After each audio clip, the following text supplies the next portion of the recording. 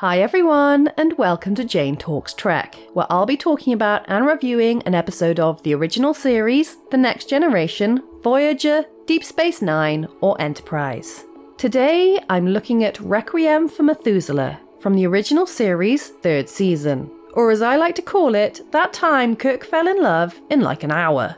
This episode is the third of 3 requested by Indie Tiger's Sci-Fi Review, so let's get going. We begin the episode with a lot of drama. There's a disease going around that's killed 3 crew members already, so Kirk, McCoy and Spock beam down to a planet to pick up supplies for an antidote. This woobly ball doofer comes to say hello and fires at them until this guy Flint calls it off and asks them all to go away. Kirk asks if he can have some of the medicine stuff, otherwise they're all fucked, but Flint isn't interested, threatens to kill them, and into the credits we go.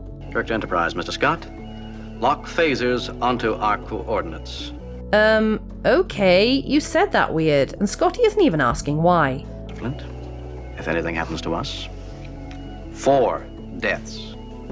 And then my crew comes down. That was a weird line reading too. What the fuck is going on? Flint is still not interested in Kirk's threat, but Spock hits him with logic and McCoy hits him in the feels, and he allows them 2 hours to hang out while his robot collects the ingredients. Ooh, that looks so nice. And is he just wandering around in his socks? Hey, this lady is watching the same episode we are. What a funny coincidence. While Spock admires the artwork, this walking ponytail Rayna begs Flint to be able to meet them, but he says no, goes to kiss her but doesn't, and then talks about flowers before finally agreeing. The boys want to get sloshed, but Spock is still rabbiting on about the artwork, so Kirk phones Scotty to analyse their host and the planet, before the robot drops off the ingredients they need, and Flint says it can turn it into medicine for them. Kirk is anxious to get going, but Flint is like, ta-da! And Kirk is like, boobs! Rayna is excited to meet Spock because she wants to talk science with him. I would appreciate such a talk. It is an interest of mine. And Flint explains that Rayna's parents both died and he's been looking after her ever since, with her not meeting any other men until now. McCoy is very polite to her, while Kirk is like, sweet, a space virgin. And McCoy heads into the lab where he noses around and Jesus, is there an earthquake? Kirk and Rayna get cozy over billiards, Spock just randomly starts playing the piano, and Flint is like, yes, why don't you dance with my daughter? So they do, while McCoy gets the vaccine from the robot. And dude, are you just randomly kissing a woman you just met? They spin around and around, but McCoy breaks things up by announcing that the vaccine is contaminated, so Flint says he'll gather more ingredients and invites McCoy along. There's not a great deal of time left, and Kirk shushes Spock when he says there's something odd about the sheet music, and heads to the lab to do what exactly? Poke around? Hit on Rayna? Aren't people on your ship dying, dude? He hugs her weirdly and kisses her a bit, but then shoves her when the robot comes in, and when it gets all up in his business, Spock destroys it. Excuse me? You are guests in this guy's home and yet you kiss his daughter and blow up his robot? That's fucking rude.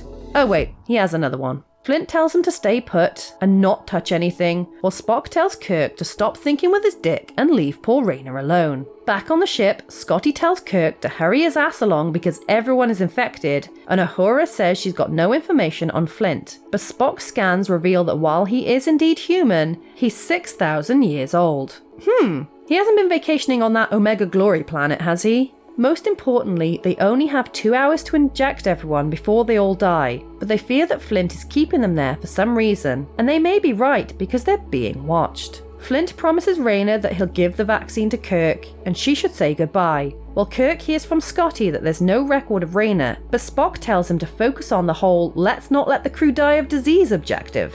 Rayna comes to say goodbye, so Kirk makes out with her, and look at that face, that is a scared face. Flint is not pleased with what he sees, and how is this camera movement even possible, and how does Kirk not notice? McCoy is pissed that the robot has buggered off with the meds, while Kirk wants Rayna to go with him.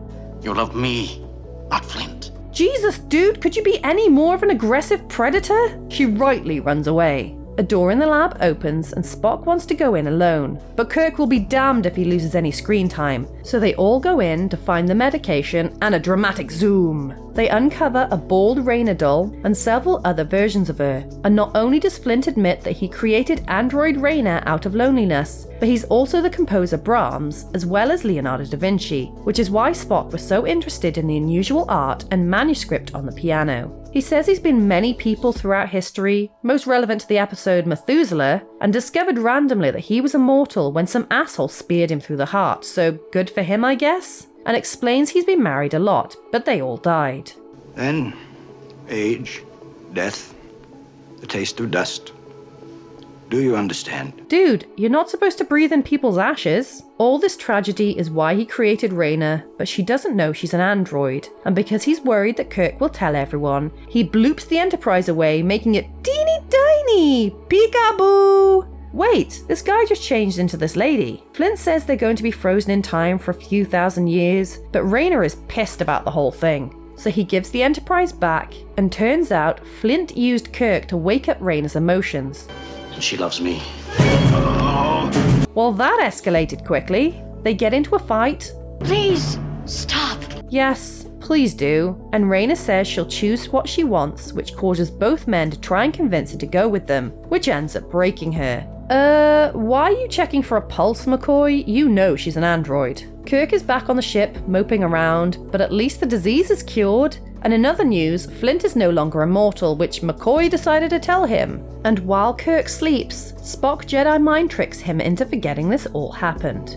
Okay, so it wasn't until I started watching the original series for the channel that I noticed just how many Enterprise episodes run along the same lines. Don't get me wrong, that's not a bad thing as I love Enterprise, but this episode is very reminiscent of Oasis, which further supports my opinion that Trip is just a modern day Kirk, but without the over-the-top acting. Speaking of, the story is ridiculous from Kirk's perspective. When they get to the planet, McCoy says they have 4 hours in which to gather the ingredients, to synthesize a cure, and give it to everyone before it's too late. So we're supposed to believe that Kirk fell so desperately in love with a woman he's never met before that he's willing to uproot her entire life and take her away from the one person she spent her whole life with so she can love him and only him, even though she's barely spoken to him and their only interaction is billiards and dancing a bit to Spock playing the piano in 4 hours. Have I got that right? It's so over-the-top stupid that Kirk even violently shakes this woman because he wants her to love her and go with him. That's not love, that's a minor sexual assault. No, seriously, I can't get over how dumb it is from Kirk's perspective, especially seeing as Spock and McCoy interact with Rayna in a normal way for people who have just met someone but might be interested in them. Right, now let's flip that to Rayna's point of view, and I think the actress does a brilliant job portraying the role, because on a second viewing you can tell she's an android just from her physical acting alone. Things are much more believable from her end, because like Lal in Offspring, she's learning about the world, something that will only be heightened by the introduction of more people, so it's understandable that she would develop emotions, although Flint clearly never warned her about stranger danger, because seriously, Kirk does not come across well in this episode. It's an interesting twist that Flint is different people throughout history, even though they kind of gloss over how he's randomly immortal, and I like how Spock figures it out and hints at it throughout the episode, with the paintings and the music, but as a whole, I'm not a fan of this one. I don't like over-the-top relationship drama, and Kirk comes across way too forceful, which makes me uncomfortable. I think I would appreciate it more if it was Spock interested in Rayna because of her intelligence, more along the lines of the Voyager episode Alter Ego. But no, it had to be Kirk, the walking hot mess. So there you have it. That was Requiem for Methuselah. If there's an episode of Star Trek you'd like me to cover, pop it down in the comments below or come say hi on social media. If you enjoyed this video, then please hit that like button, it really does mean a lot, or consider subscribing if you want to be assimilated into my channel. Alternatively, feel free to check out my other YouTube channels, Jane Plays Games Badly, Jane Talks Real, and Jane Talks Murder. Thank you so much for watching, I'll speak to you soon, and live long and prosper.